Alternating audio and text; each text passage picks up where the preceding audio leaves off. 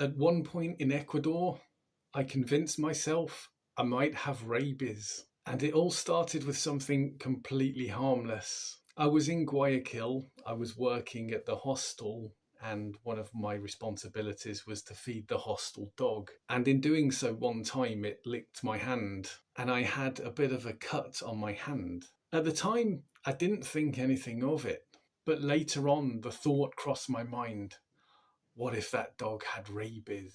And once that thought was there, it didn't really go away. So I made the mistake of looking it up. And that's when it started getting worse. Because the more you read, the more serious it sounds. You start seeing things about symptoms, timelines, and suddenly something that meant nothing starts to feel like a real possibility. I remember going back over it in my head, thinking, did it break the skin? Was there any kind of cut? Did the dog have rabies symptoms, or am I just imagining it?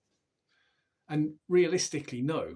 But that didn't really matter at that point, because once your mind goes in that direction, everything becomes a what if. What if there was a tiny cut I didn't notice? What if something got in? And it just builds from there. Because I've always been a bit of a hypochondriac, health anxiety. It's just the way I am. I wouldn't say I was panicking, but it was definitely on my mind more than it should have been. It would come and go, but every time it came back, it was the same thought. What if? And looking back, it seems so silly now. It was just me overthinking something minor. There was no real risk. The owner of the hostel, whom I was friends with, assured me, no, the dog doesn't have rabies. He's been vaccinated against it.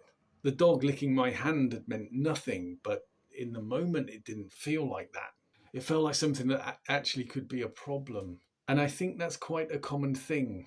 Taking something small and turning it into something much bigger in your head. Anyway, nothing happened in the end. Of course it didn't. I didn't have rabies. I was completely fine. But it's one of those moments I remember just because of how easily your mind can run away with something.